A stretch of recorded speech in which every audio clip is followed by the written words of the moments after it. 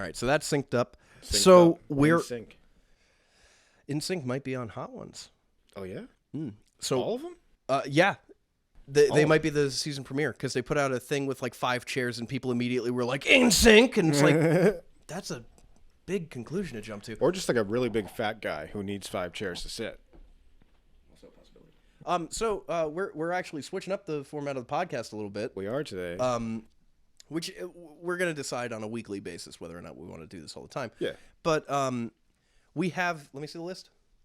We have all of these things that we want to talk about. There's a lot that Rick came up with a bunch of ideas, but also like it seems kind of counterintuitive for us to not just start talking about stuff and see where that goes. That's usually how the conversations work anyways. Yeah. So we're going to try that. We're going to try that format for a little while. We're going to be shooting the shit. Shooting the shit. Yeah. In the local parlance. Yeah, that's what we're going to be doing. And the whole point of it is that, we're just trying to put ourselves out there, have conversations and see where it goes. See where it goes. So before we started, we were talking about some stuff that we'll just continue into that. And but this is still Don't Start Me Talkin', a podcast. And I'm Bennie Williams. I'm Rick Owens. And so here we go, I guess. Yeah.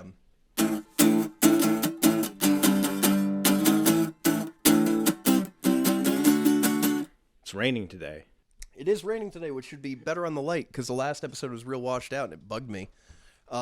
You know, a conversation starts out great when it starts with the weather. Yeah, of course. It's the classic conversation starter. Yeah. Well, it is raining today. It was raining yesterday. It might rain tomorrow, Jeez. Pretty much. The creek down the road is going to overflow again. Oh, yeah. Well, and you're in the spot for it, too, with the harbor right there. Yeah, we are. But, yeah, that's a great place to start. I was talking about a movie that I came across because I kind of got grandfathered into a, scam account for HBO Max.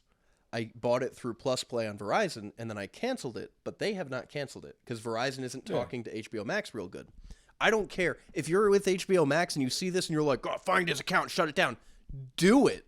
I watched all of How To with John Wilson. I watched all of Winning Time. I watched all of The Righteous Gemstones the night they premiered, even though I wasn't paying. It's a great show. Which is a great show. Great show. So if you want to take it now, I got all that you got. Fucking take it. Until next year when the strikes start up and, the strikes shut down and Hollywood starts up again, you got nothing to offer me. You moved True Detective. What have I got to watch on fucking Max? You took that content and you just rang it out. Oh, yeah. For everything you could get out of it. Yes. Yeah. Which is, it's a big problem in this streaming age that they try to shove so much in front of your face that you're like, oh, I'll buy that. Yeah. And then as soon as you get into the service, they start taking stuff away. Yeah. And HBO's been the worst for that. I mean, the Harry Potter movies at one point left the service and then came back. All the DC stuff is not on there. They've literally delisted some stuff that just cartoons and things that they shouldn't. So anyway, so I'm starved for content on this platform. There's nothing on there. HBO. Do you hate money? I guess they do. Do you? Although they made a lot with, because isn't that Warner? HBO Warner? I don't know. Warner Max? Warner Brothers. Warner Brothers. They just had Barbie. If you see a cop, Warner Brothers. $1 billion Barbie. Yeah. $1 billion baby. So, yeah, unfortunately, I have nothing to watch on there. So I watched this movie because it came up and I was like, well, I have to watch that. And it was called Somebody Had to Be Bennie. Or Someone Had to Be Bennie. It's one of those two. It was a part of a show. It was an anthology series. Every week was a different episode, different cast. Yeah. And this week was based on the story of a kid named Bennie. His name is Benito, very Italian name. And I started watching it just based on the title. Didn't pay attention to the plot. Yeah. Bennie has a liver condition, and he's 10. Oh. And he's dying. He has a year to live. And the doctors sit down with his mom, and they're like, yeah, so obviously the transplant didn't take. He already has, this kid has big scar, in the doctor's office and stuff.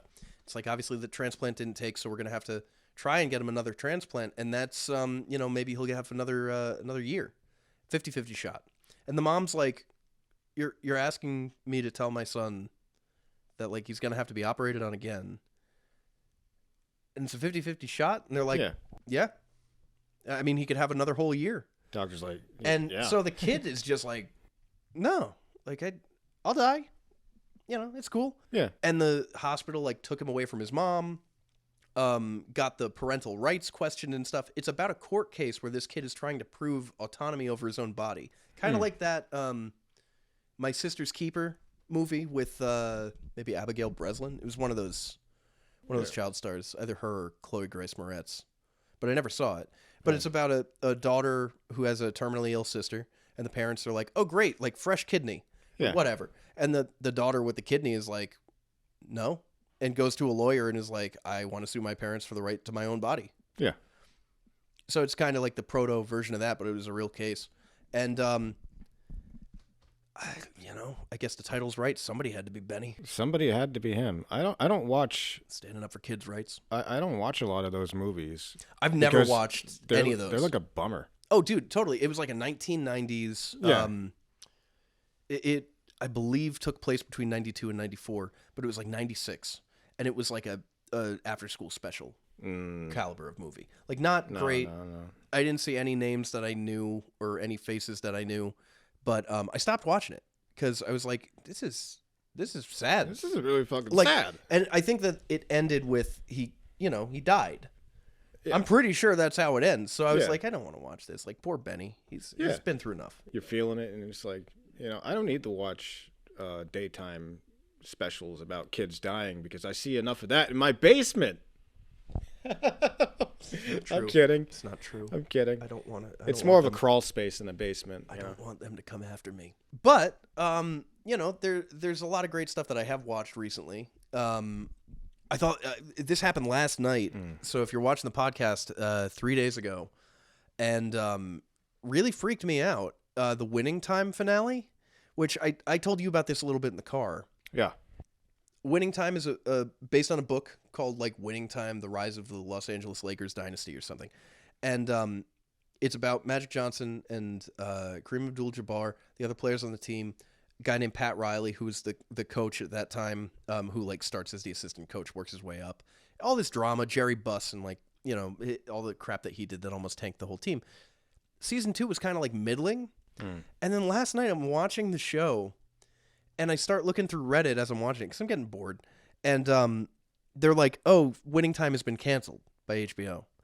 It's like, it's 2 seasons in to a show that's clearly supposed to be like 5-6 seasons. It was supposed to go for a long time because they were going to get all the way to Shaq and Kobe. And which is like what people would want. Yeah. They want Kobe and they want Shaq. Right. Well, Magic and Larry Bird and everything happening between them and the Celtics is really interesting for a season. Yeah. You do a season where every episode is like a season of the game and how things change and how the relationships change and stuff like that. You do that for a season, then you move on to the next era of like the 90s. And you do the 90s era up to Shaq and Kobe. You start in 91, you start with Magic Johnson season 2 coming out as HIV positive and everything that happens beyond that. And then you move beyond that point with the team to the next thing and you keep going. You make it an anthology where every season's 10 years-ish. Well, that would be reasonable. Right. But they didn't do that. They focused on like too much of the petty lifestyle stuff. Yeah. Magic Johnson sleeps around a lot, but he's in love with Cookie, who's been his wife for 32 years, as we learned from the end. But the series ends with the Lakers lose to the Celtics, and the series is from the point of view of the Lakers. So it's a bummer of an ending if you've been watching the series. And then Jerry Buss and his daughter are sitting in the middle of the floor at the Forum, which is the Lakers arena at the time. And maybe still, I don't know. But they are like, we fucking own it. Yeah, we fucking own this. Yeah, this is great. And then it cuts to like a bunch of pictures of the cast of the show recreating like iconic photos, I think.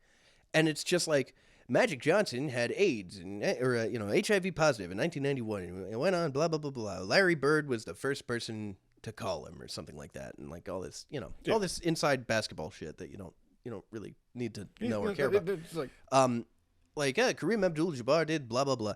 The next 2 series that the Lakers played, they won against the Celtics, but like the series ended on a loss.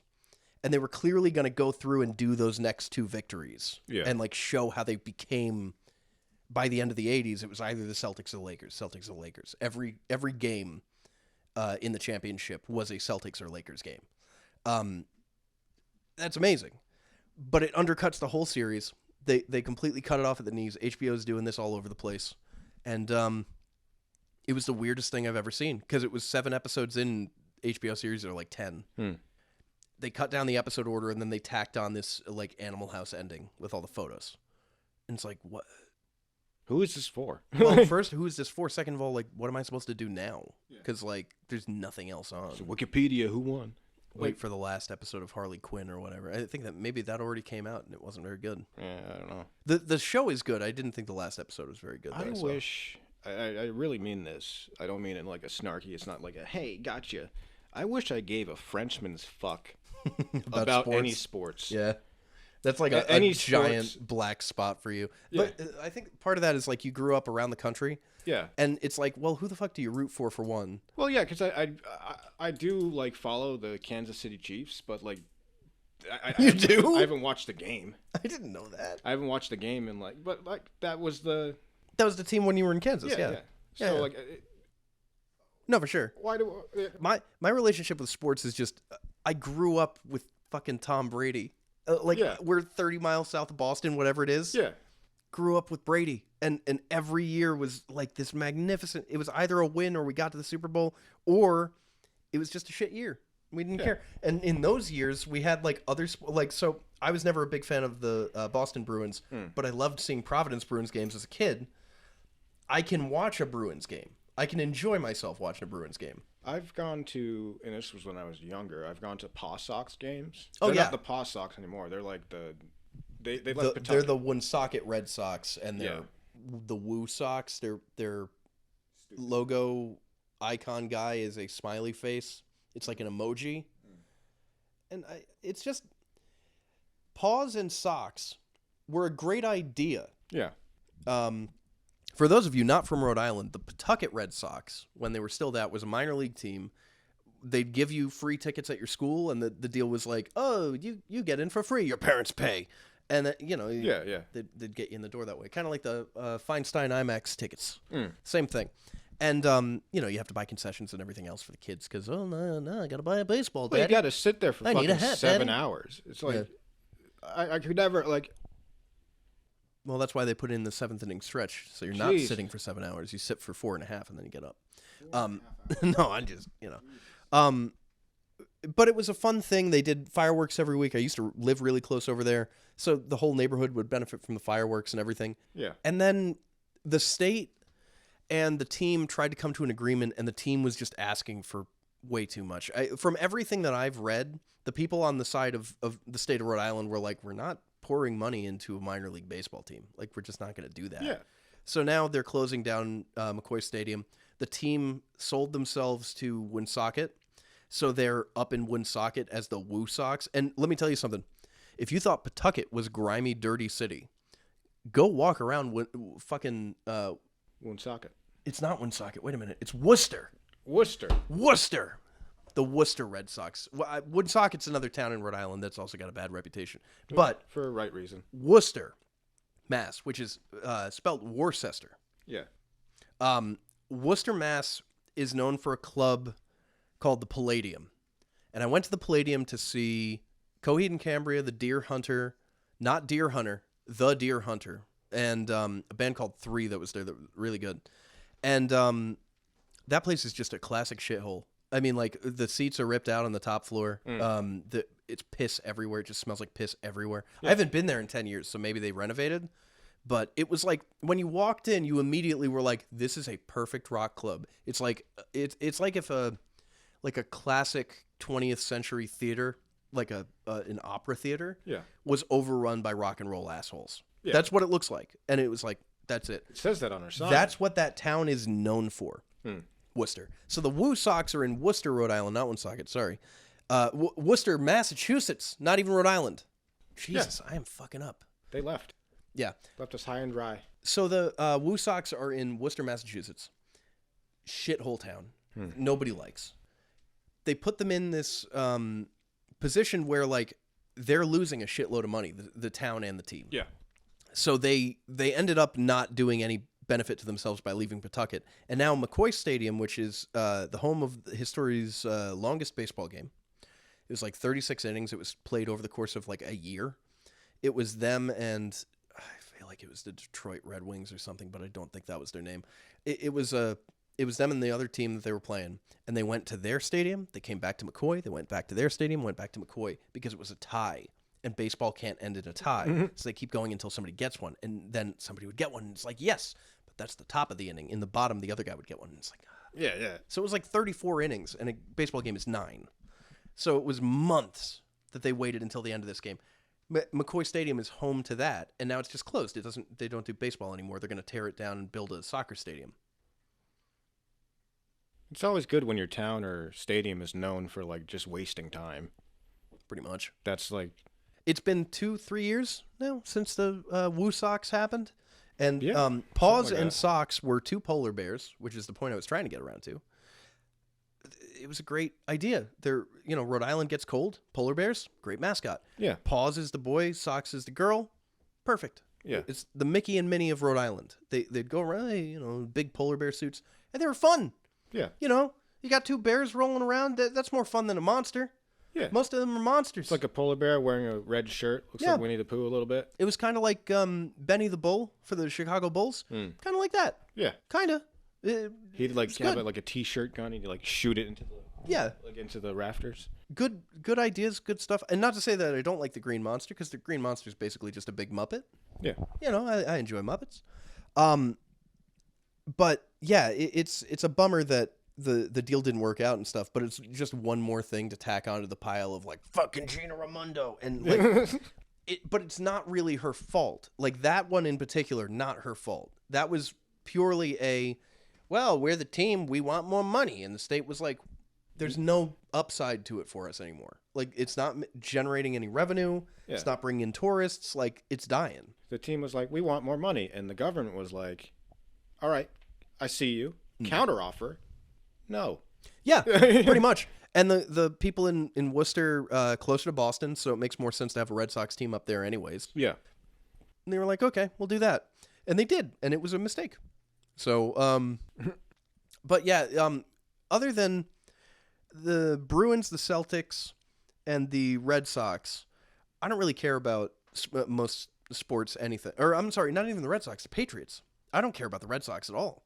Yeah. I don't care about sports anything until it's the finals. Like, I just don't. I've been watching the Patriots lose this season, and I'm just disappointed every game. So I'm like, why do I do this to myself? Like, I sit through and I watch, and I'm just like, I see the opening that you guys have, and then you don't take it. And I'm like, okay, but I'm not the coach. I'm not the player. I can't make any impact on this. It's just frustrating to see people who are now, to us, at like 30 and 32, kids. Yeah. Like, people get with sports, they're like oh, they lost, but when they win, they're like, we won. It's like, you didn't play, dude. yeah. What? I only really like combat sports because I do one, right? And like, Yeah. I see like there's something more to me in combat sports because there's real fucking consequences. Right, there's like stakes. I will say there are real consequences to any sport because Aaron Rodgers but- tore his ACL. He's out for the season. That's like a big deal. He just went to the Yeah. Jets. But it's more extreme. Depends. Because did you see the guy on the Bills who got knocked into like a coma? Yeah. Yeah, he had like a bad heart attack. He got hit on the field, stood up, and then like fell. And he's back on the field too. I can't remember his name, but I'm glad that he's okay. Yeah. But stuff happens in especially in football. If you want to see some like real injuries, Yeah. a guy 300 pounds charging at you full speed hits you with a plastic helmet right in your stomach, between your ribs and your stomach. Yeah. Just boom. You got pads, but you can't protect against everything. So you see some brutal stuff. I mean, it's just it's very like especially with grappling, it's so like, because in other sports, in other like baseball and soccer and like football, you can be losing and then like come back, you know what I mean, and win. But in like a combat sport, it's a lot more like if you're getting fucked up, you have a chance. Everyone has a puncher's chance. Person A does something wrong, but it's like combat sports is like you're playing a game of chess. But the first guy to make the first move then gets to go again, and then you have to It's... See, I've never been into any sort of fighting except for WWE when I was a kid. Yeah. But I've never been into any sort of fighting stuff until too late, basically, because I think I was at Full Sail when I realized what the appeal of UFC is. Not just like, oh, it's cool to see people fight. It's two people who are considered masters of that style of fighting. Yeah. Going up against each other with competing fighting styles and having to figure out, how do I counter their move with my block? Like, how does that work? What's that dynamic? And that is like the chess match that you're watching. Chess match. And then shit just happens where you'll be like, someone will do something like fucking stupid and win. And you're like, oh, okay, cool. Yeah, totally. Like what?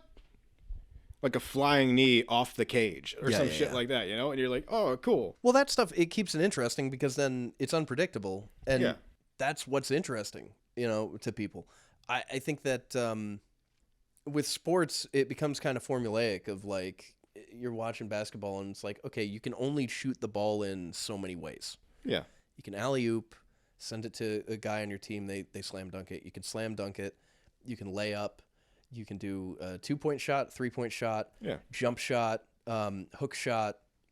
There's a bunch of variety in how you do those things, but at the end of the day, it's just how do I get clear? Yeah, how do I get clear and make a basket? Football, a lot of variety. I mean, like a ton of variety in what they do. Yeah. Baseball, no variety. There's nothing in baseball that would ever impress me anymore because I've seen a really good, fully loaded home run, and that's all I need to see. Yeah. That's the best thing you can see in baseball. Or, even better than that is somebody fucks up, all the bases are loaded, and all 4 of them get out. Yeah.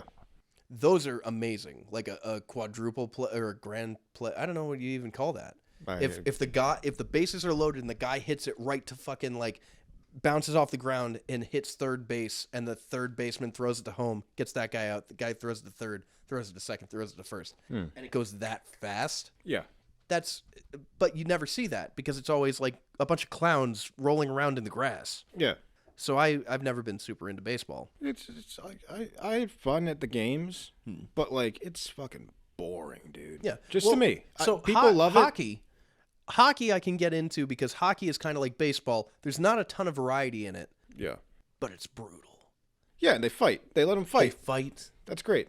They do like these moves on each other that could kill you. Yeah. It's incredible to me that they even allow it to happen. But I understand the appeal. I'm not into any of the sports that do series where it's like 6 games, 5 games, 7 games, baseball, basketball, hockey. Can't stand that. Yeah. Just do 1 game. What are you going to find out after 7? Yeah. Like, oh, now our guys are real tired.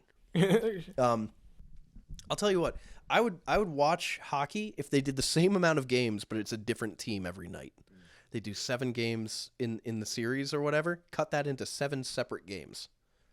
Have the season in like a quarter of the time. Not even. But did you do sports in school or like? I know you did as a kid. As a very, very little kid. My brother Tom did t-ball. I followed him into that, and then it stopped. There were 2 reasons. One, we did Boy Scouts, and Boy Scouts interfered with all of that, and I, to this day, am resentful of the fact that I had to do fucking Cub Scouts and Boy Scouts instead, because it didn't work out for me, and I didn't like it. Yeah.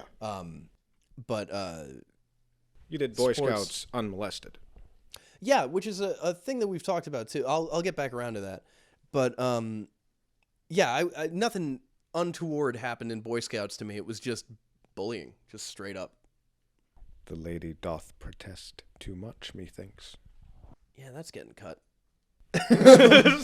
No, I don't know. It wasn't, nothing sexual ever happened to me. So it was just like, whatever. I was just regular bullied for being like, oh, you're annoying and you're the little brother of these other 2 guys we know. And they pick on you, so we're going to pick on you. So we're going to do it too. Pretty much. Yeah. So. And you're out there like painting like fucking pine cones and shit. Yeah. So we did T-ball for like a couple of years. I had a shirt that was the Ice Cream Factory, which used to be that Nana's Gelato place or whatever. Maybe it's a Clam Shack now. I don't even remember. But a place called the Ice Cream Factory in North Kingstown. And I used to love it. I used to love going and playing the games and stuff. And then it just stopped. And I never did sports again. I tried to try out for the basketball team. I think I talked about that on the podcast. Yeah, you did. Yep. I tried out for the basketball team in jeans. Yeah, in like 7th or 8th grade, and they were like, nah. The other guys on the team were just such assholes about me wearing jeans that I was like, I don't feel like dealing with this. I don't want to deal with this all the time. And I was doing well. Like I said, I used to like sink 3-pointers and jump shots and shit all the time. Had no problem with any of that stuff. Had no problem getting around somebody and getting the shot off. Yeah. No problem with passing. None of that. I could have done it all, and they didn't want me, so I was like, fuck it. But I didn't do any sports outside of that. You? When I was very young, I was in t-ball and like soccer, and like I was never very good at it. Like I'm just in the outfield, like looking at flowers and shit. Just like, when do I go home? Yeah. Are we getting pizza at the end of this, like they do in that commercial for the? So I think it's the first Ninja Turtles movie. There's a Pizza Hut commercial on that VHS tape. It's burned into my memory. Oh. And like the kid hits a pop fly, whatever, catches it. It's like this corny song in it, and they go to Pizza Hut. That never fucking happened for me. Yeah, that's another thing. Like I feel like part of the problem with our generation is that we grew up in a time where the TV made life seem so good, and average life. I know a lot of people who like still to this day can't get it through their head that like their life isn't a TV show and that stuff just doesn't work out. Yeah. Yeah. And it's like, dude, like you're 30. Yeah. Yeah. No, seriously. It's we were kind of fed this idea also, like, and I think Nickelodeon, Disney Channel are a huge part of this.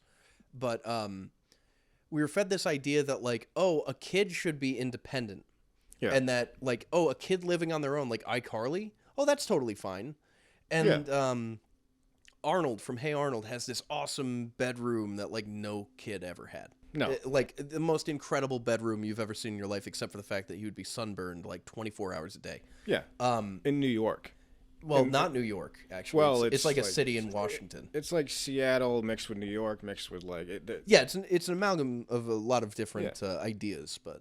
But like, yeah, he'd be up at the top in a shitty like, what was it, like a boarding house. Yeah, oh yeah. And he's got the top and they apartment. Don't have ACs, you know? There are episodes floor. About it being shitty and hot in that city, too. And cold. The same episode. Hot day and cold day. Mm-hmm. Hate the snow. I hate the snow. I hate the rain and I hate the sleet. I just found out who did the voice of that guy, and I cannot remember for the life of me. Doesn't matter.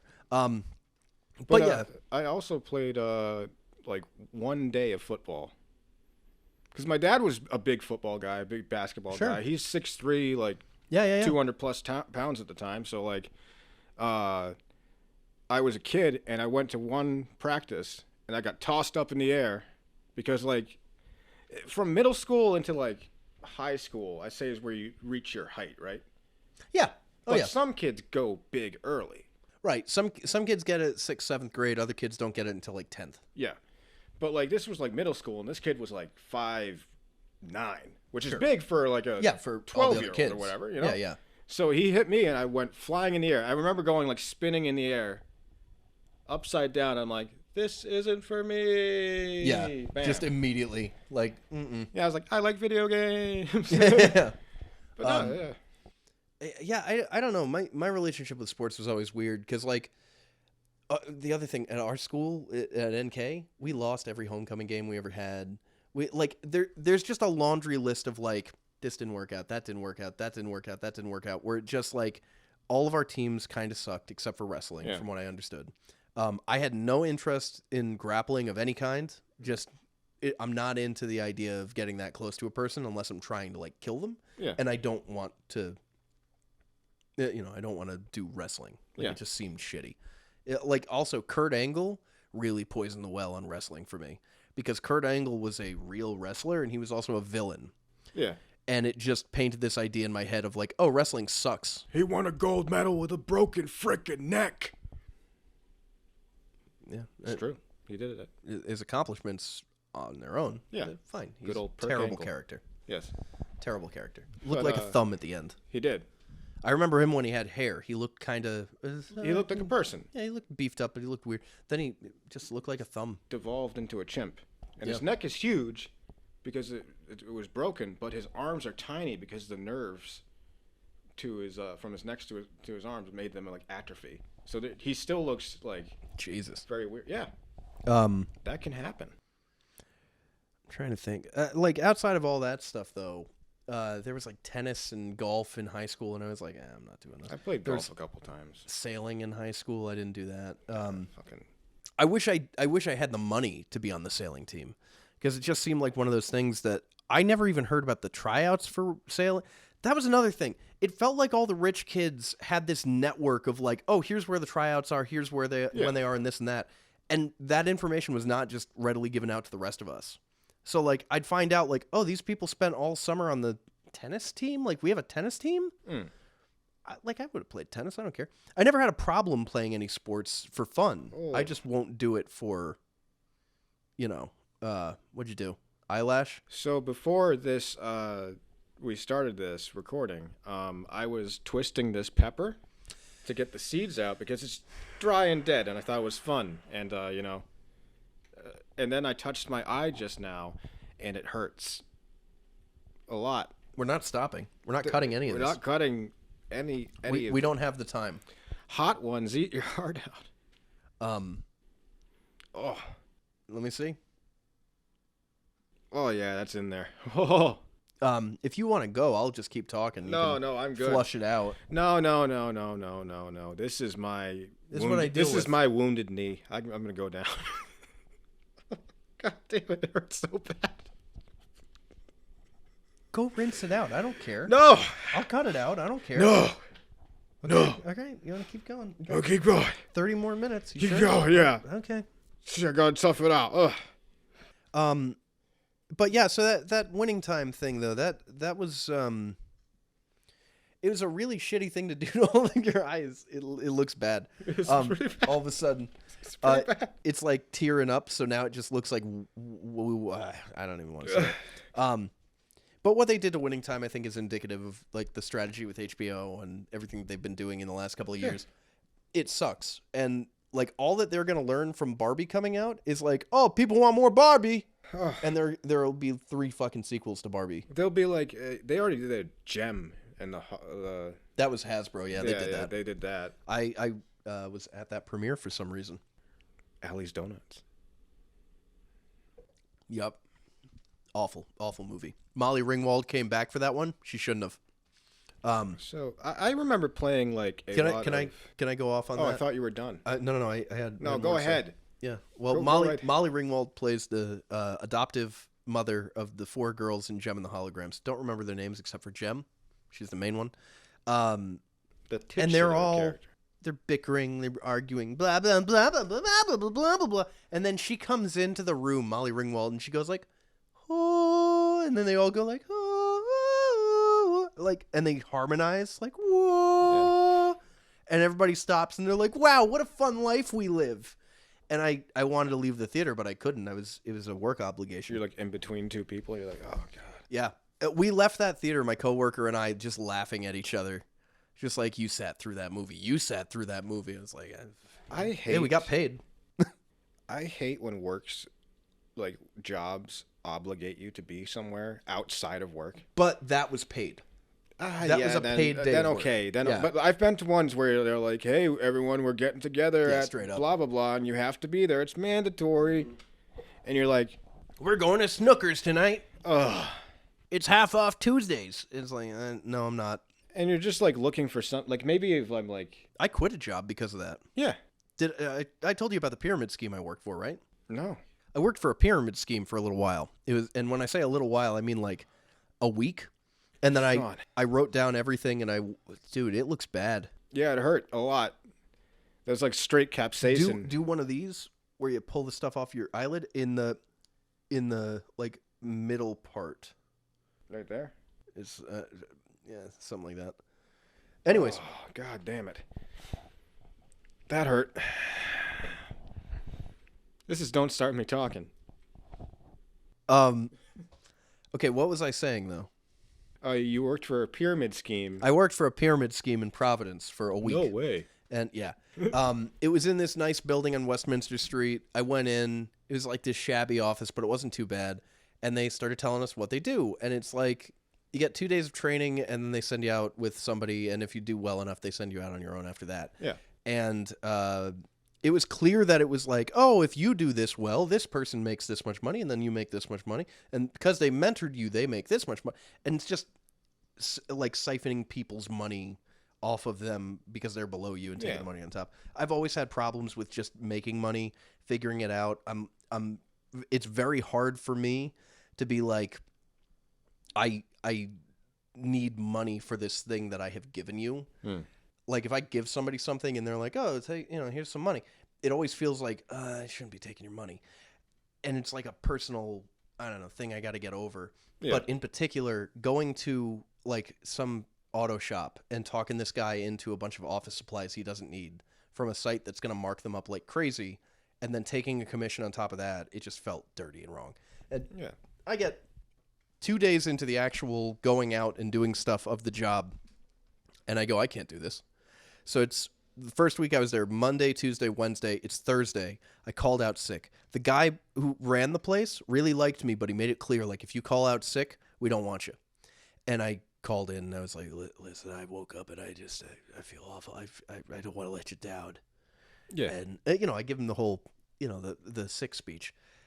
And he's like, okay, look, just come back on Friday and we'll, it's fine. You did a really good job in the car. Because I was in the car with the first guy, and then the next day I was in the car with him, and I impressed him. We're driving, and he goes, so what'd you think of that speech earlier? And I had told him that I just watched Glengarry Glen Ross, and the speech where Alec Baldwin comes in, always be closing. Yeah. ABC, always be closing. And he gives him the whole speech of like, they're down there at the other, place where using these leads, and only winners get leads, and like all that kind of stuff. And it's like really riling up like a sales force.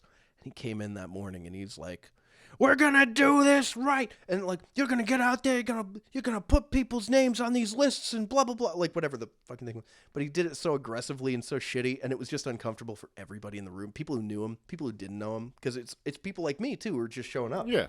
And it was so uncomfortable. And then he's driving and he's like,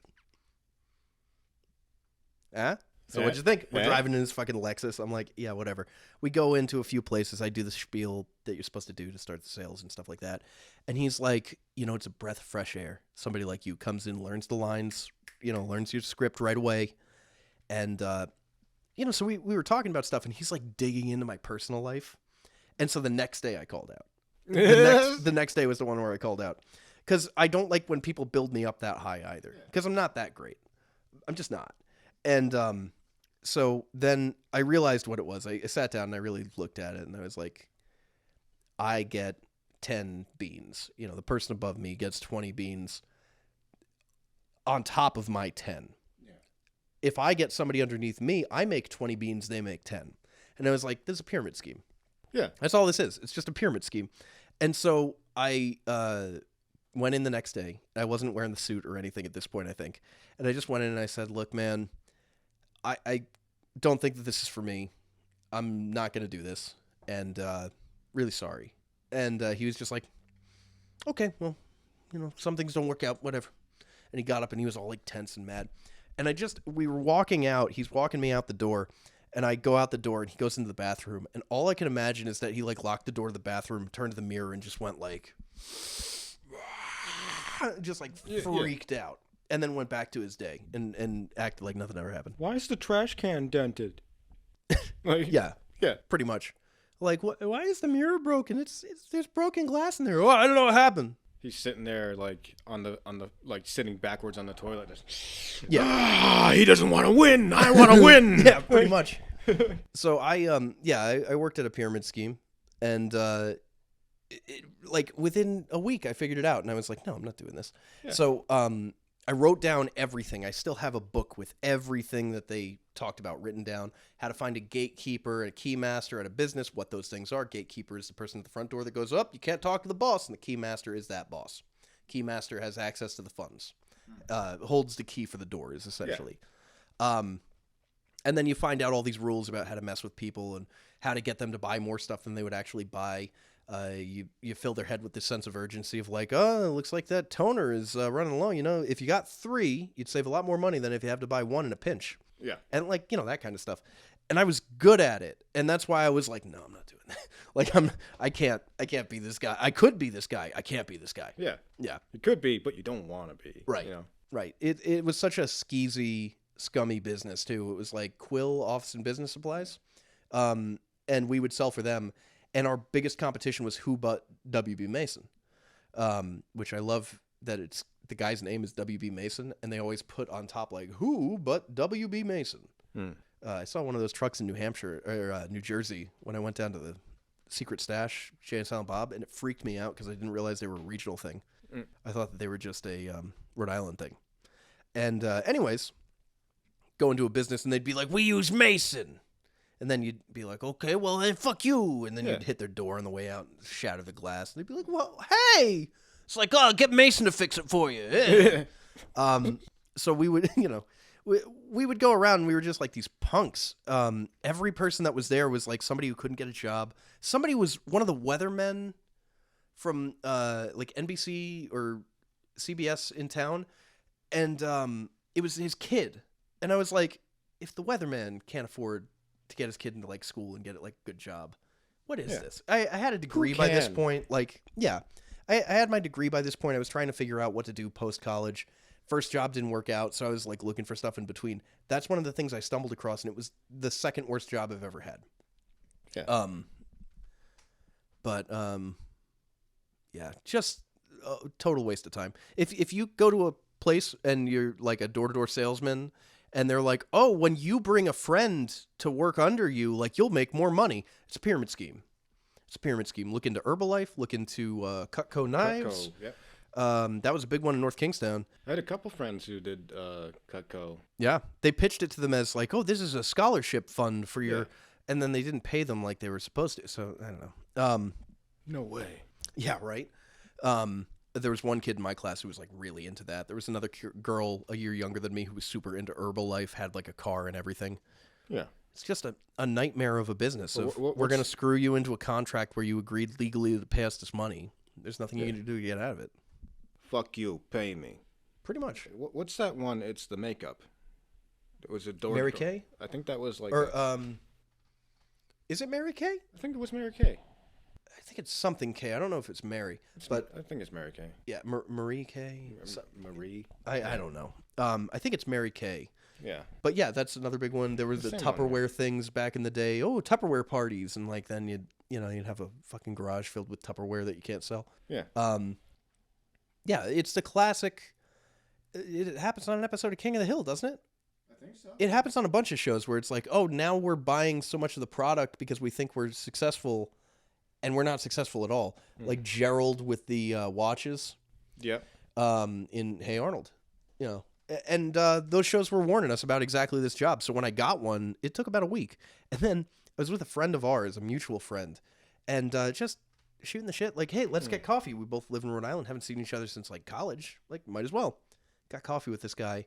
And we're talking about, you know, what we've been doing and all this stuff. And I'm like, yeah, I'm still between jobs. I'm trying to figure it out. And he goes, yeah, I did this this company. And he said the name of the company, and I was like, with Rob? And he's like, yes. And I was like, I worked there for 4 days. He's like, you're kidding me. It took me 3 weeks.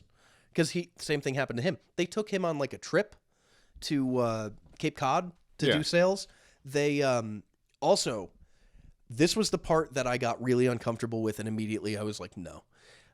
He invited me, this guy Rob, I was living at home at the time. He invited me to live in the house next to his house, have like a room there, and live in like a communal living situation with all the other salespeople and stuff. And I was like, no.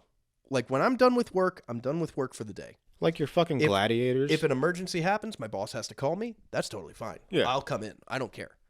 Yeah. But if I'm in the middle of drama with people my age who are living in this house that's provided to us by our boss, we are now living in an indentured servitude situation. And they're not the best people who work those jobs because, like As you I said, learned. they'll hire anybody. Yes, Like, literally anybody. Literally anybody. Yeah, like the reason And- that I think he was so impressed by me and everything that I was doing was because I had a degree in writing, in literature. I did drama stuff. I did video editing stuff. So when it comes to like, learn your lines, I'm usually pretty good at that. There's one occasion where I was really bad, and I let one of my friends down in film school when he was doing like a directing thing. But it was honestly 4 people asked me to do stuff, and his dialogue was written in a way that it didn't make logical sense as you were reading it. Yeah. And I couldn't, every time that the person said the line, I was supposed to pick up my next line. I only had one line. I couldn't remember it any of the times. And I was supposed to be playing like an idiot. And I just kept fucking it up. And then I'm laughing and stuff. He called me that night. This is a true story. Called me that night and said, what the fuck are you doing?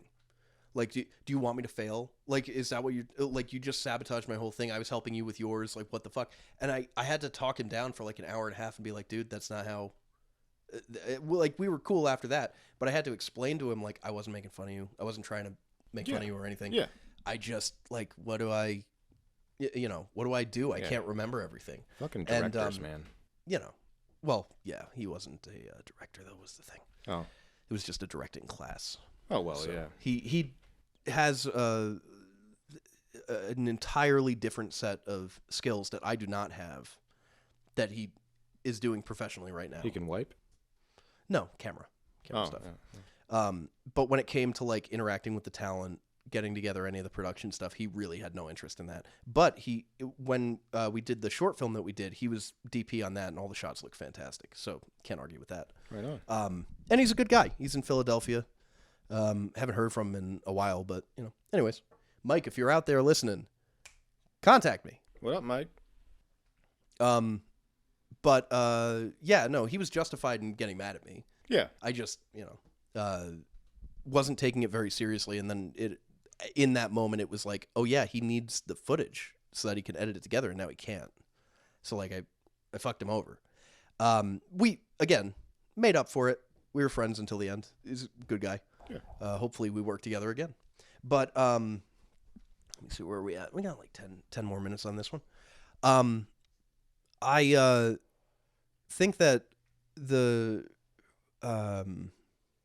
multi-level marketing scheme stuff, yeah, it just sort of pushed me in the other direction where I was like, okay, if my degree that I have right now is not working for me, like I need to go and do something else, because I got a bachelor's degree, and then it was 2 contracts with big company in the state, and then in between those 2 contracts was a multi-level marketing scheme, being a direct support professional, and Pizza Hut. And I hated all of those jobs. Like that whole year for me of 2016 was an awful year. And then somehow I got another contract with that company. Went back with them. That ended unceremoniously 3 months later, 4 months later. And then it was like, I'm worth nothing to nobody. I can only take temp jobs. Nobody wants me. I've tried marketing myself every which way. It doesn't work. So I went back to film school in the hopes that like, maybe that'll be something. Like maybe that'll turn into something real, and I'll get connections there that I can get onto a set and start working and stuff. And that so far hasn't been the case, and I've just been slaving away trying to get that done. One day I will. It'll happen. It's gonna happen. It's just gotta make it happen. Yeah. I've been working on writing a lot. I wrote a whole script that you've read. You did. It was good. Thank you. And still some stuff to tweak. Still a little bit more. Just take the compliment. Huh? Well, I appreciate it. Huh? I do appreciate the compliment. And now we stop. Well, there's a few things to fix, and some things that are out of sorts with it that I've got to just go through. But for the most part, like when I got my formatting book out of storage, and I was like, I got to go back through, do the flashbacks, the montages, and fix them for the right format. They were pretty much in the right format already, and I just had to add like a little detail of like 2 dashes instead of 1, like a dash and a space and a dash instead of 1 dash, stuff like that.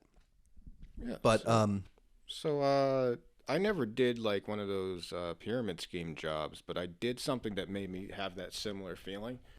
I worked a lot of retail up until about this past year. Yeah. And during 2020 was a big time because everybody fucking quit or had to leave. And I was like, I need money. And so I stayed. And they took me off my regular job, which was like stocking a food department and like keeping it pretty because like that's a job. Put you on register, right? Put me on register. And then I had to be one of those guys that's like, oh, if you get the discount card, let me tell you, the discount card is going to save you money eventually. Is it going to save me money today? No, but, you know, we have these deals, you know, and like I would sit there for like 7 hours a day, stand there for 7 hours a day, which...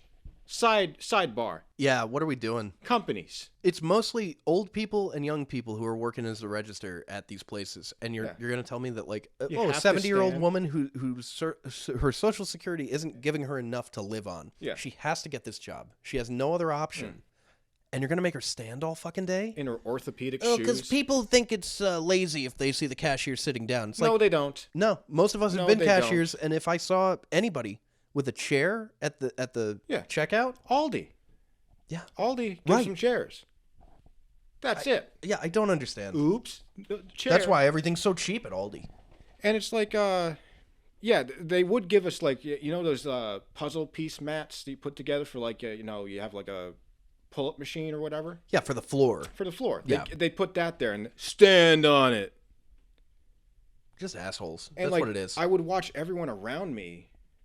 Like, let's say if the goal for the day was to get like 5 signups for this card. Yeah.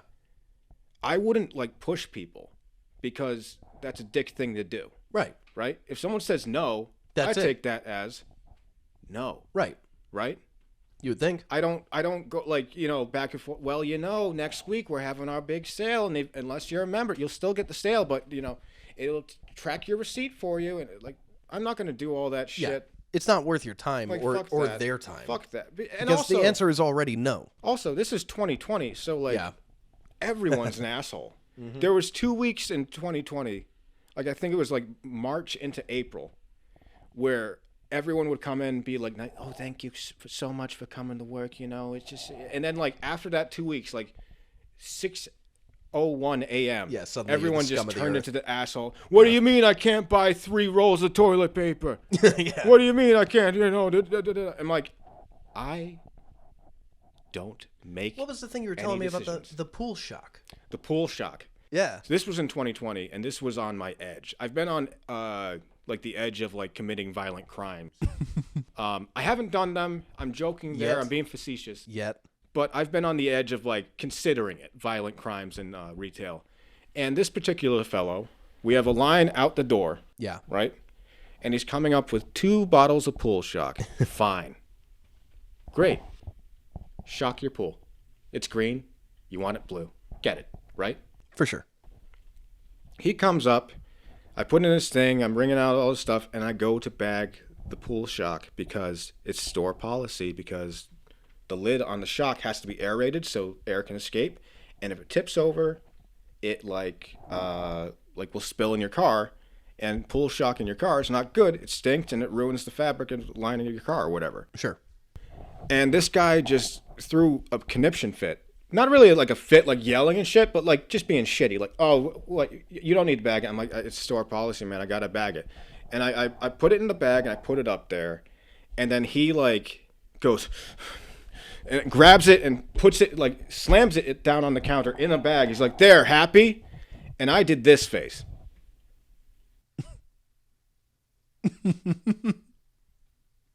So not happy? And then he kind of like you know, he caught him. He caught himself. Yeah. But I was like, and I almost got fired. Listen, man, I don't care if you take the pool shock out there and chug it. Yeah, I don't care. I'm on the edge as it is. Lady Gaga job.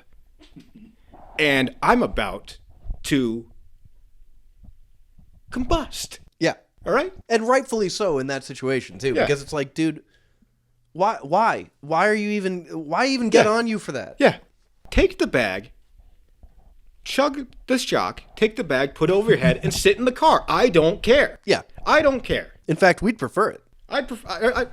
Yeah, like if he did, good, right? Because if you do that shit in the store, to someone who's underpaid, and it's usually, like you said, young people or older people who... It's people with no job experience or people who, at this point in their life, don't have a lot of usefulness in a place where they work on the computer. Yeah. So it's a lot of people who are boomer and above, and it's a lot of people who are, like, I don't know, 21, 22 and younger. Yeah. That's kind of the whole thing. If you're in the middle of that and you're working retail, God bless you. I was enraged. I was BRM, which is blood red mad. Yeah. Just sitting there shaking. And again, all that you're doing is putting a thing in a bag so that it doesn't fall over. So I don't... And ruin his car. Mainly it was for me, so I don't get yelled at later. Because they'd be like, oh, someone walked out there with shock. Why didn't you bag it? I'm like... Right. Yeah. You know? Like, it's tense as it is. And then I have to stand there, and then another, like, a revolving door of fuck asses and, like... Yeah. Just shitheads. Yeah. Just townies coming in, like, what? Totally. Hey, do you have this cereal that was discontinued 17 years ago? I bought it here one time. Right across the street from that place is the Marshalls. Marshalls is the only place I've ever walked in to get a job application, and instead of getting the job application, I walked right the fuck out. Because it was 2008, 2009. I was trying to find my first job. I was in this GameStop all the time. Marshalls was right there. I applied to the GameStop. I go over to the Marshalls to get the application, and I'm standing in line, and I'm just, waiting to go up. There's two people in front of me. Old woman cuts in right in front of me, and she's got stuff. I have nothing. She's got like a bunch of clothes and shit on hangers. And I'm just like, okay, I'm not going to tell this old lady, like, hey, I was here first. Whatever. Another one did it. And then another one did it. None of them even acknowledged that I was standing there, that I was in the line, nothing. And I said, I'm not working for these cunts. And I left. That was it. I was like, I'm not working in a place where these people don't even have the common decency to understand how a line works. And this is before pandemic. This is like 2009. Yeah. Just assholes. And I was like, I'm not going to deal with fucking, I brought the coupon, and you said you honored competitive coupons. This is a Burlington coupon, but you said you'd honor it, right? And I'll be like, yeah. Okay, well, I just want to make sure, because you guys have screwed me before. I don't want to deal with those people. You'll never see people get more upset for getting what they want. Oh, yeah. Than retail. In retail. Yeah. Because I'd be there, and they, like, especially in 2020, it was like, we had all these bullshit fucking things that were like, we have to have, like, 6 feet, blah, blah, blah. Right. Social distancing, got to wear the mask, got to have the... And then every fucking asshole wants to come up and have a political conversation with me. And be like, well, I don't see why you should change that. I'm like, okay, next time I'm in the fucking boardroom. Yeah. I'll slide it across the table, bud. Huh? I'm making $12 an hour here. People looking to be mad for no reason other than to be mad. It makes you want to, like, leave and go into the parking lot and just randomly start cutting brake cables. I mean, I've always been one for, I have, like, a really nice box cutter. I'd love to go slashing tires one day. I've never done it. Never done it yet, but I'd love nothing more than to have just the perfect object to just slash tires. I'd love that. Yeah. All the time. Just, indiscriminately. I'm not doing it because you were mean to me or because you ruined my day. Just I'm doing it because you exist and so do I. And who the fuck made that happen? Don't like it. But anyways, that's all the time we have time for. That's all the stories we have time for. Bennie Williams. Rick Owens. LaPlante the Plant. LaPlante. Our buddy. Photosynthesizing. And our non-sponsor, Arizona iced tea. Yes. It's the green tea with ginseng and honey. It's my favorite. And it's rotting my back tooth. And there's nothing I can do about that, so. And our real sponsor, the crushing weight of existence.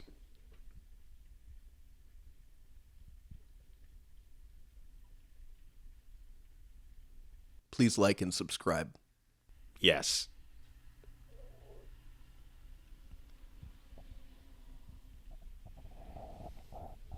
All right, we got to do that again. You fucked up.